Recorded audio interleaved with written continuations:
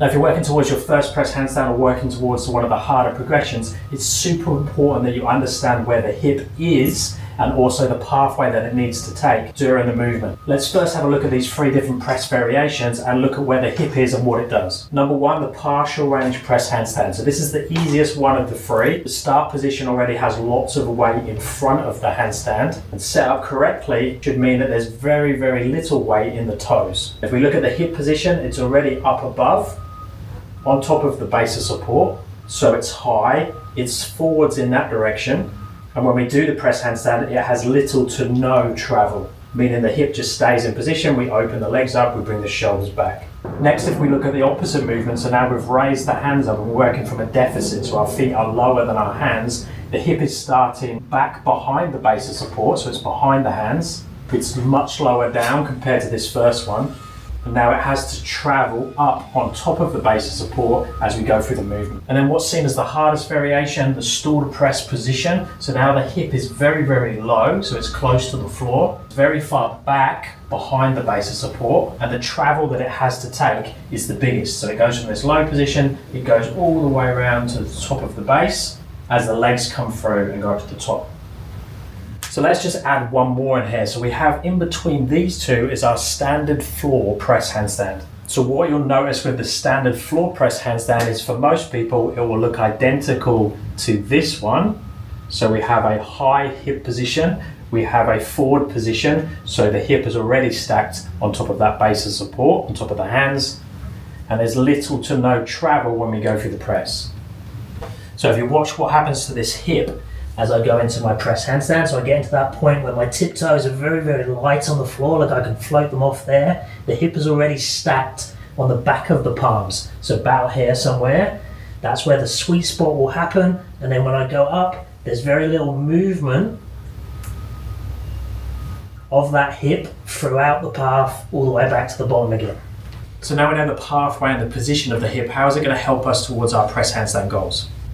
So if I'm doing any of the press handstand drills, so say I'm doing an eccentric. So the eccentric is where I kick up and then I come down through the down phase of the press until I land tiptoes to the floor and come back up.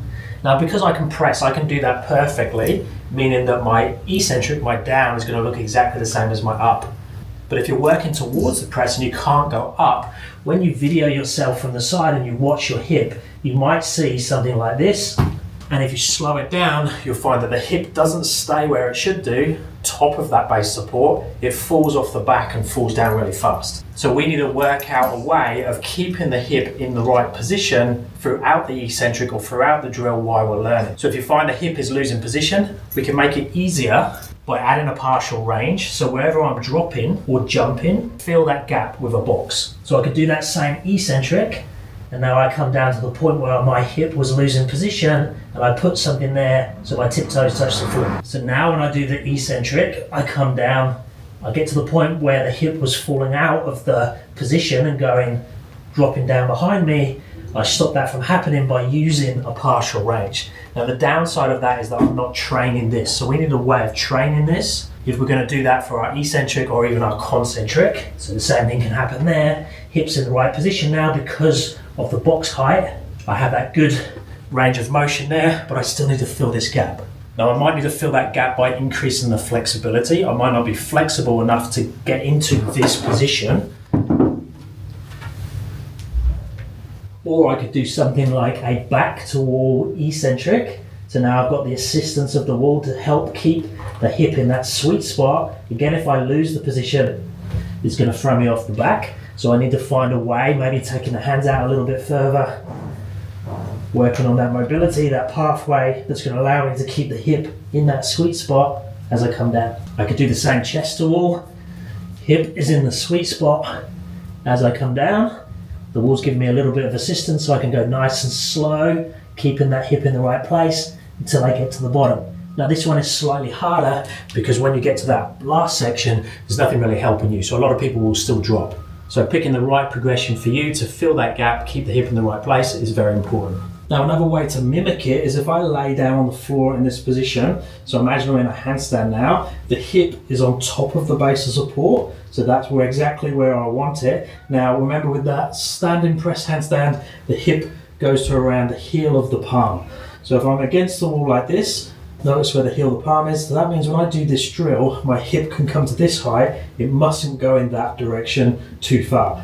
So when I come up, I'm going to turn over, imagine I'm coming down on that eccentric press, see the hip is still high, it's still on top, and when I get to here, tiptoes touch the wall, ideally my hip is still close-ish to the floor. And there will be a little bit of difference because I've got rounding of the spine that's pushing me up, and when you do the handstand you're in free space, so your back can move. On the floor it can't move. So the hip might go up a little bit higher here, but still trying to keep it as low to the floor as possible. We don't want this to happen. This is where the hip falls out of position.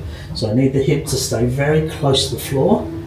Only tiptoes touch the wall, and then I come back down. Some of you might need to go into a more of a frog position, so make the spine roll to get through the mobility points. So that's a fantastic drill to work that range of motion without having the high balance demand. And then exactly the same for those advanced progressions where we're going through for the planche press or the stool press. Now the planche press just means that the shoulders are forwards and you're rounding that upper back and the hips are lower. So you want to be spending time in drills that mimic that same hip position. So that's where doing things like tuck planche drills, tuck planche through to L-sit, and variations like that is going to spend lots of time under tension in that position where the hip is low. If we don't have any strength there, you're just going to feel like you collapse and land on your arms and find it now on impossible to pull back out. Slow eccentrics of the skill that you're working towards. So if you go into stool press, rolling the spine down, taking the legs through, hips coming down, hold, show control, come back out. Same if we're working this deficit version, we want to have the hip behind us, have a bit more travel compared to the standard press. And if you find when you try and do this, you've got nothing, you can't lift up, then what we need to do is decrease this height. Check you can come up there, and then just slowly increase, and keep making it more challenging. And as you'll notice, the hip then becomes lower and lower, relevant to the shoulders and the base. So understanding those slight progressions to each one using different heights that changes the hip position, the different drills to fill the gaps is so important to unlock the goal that you're working towards. And understand that you can't go from this one to this one overnight. Now I've got lots of other videos on the press handstand. I'll link one that goes through all the press handstand drills. But if you'd like to see more videos, progressions and programs towards the press handstand, check out my app. Link is down in the description and I'll speak to you in the next one. Or let me know if you have any questions or video requests.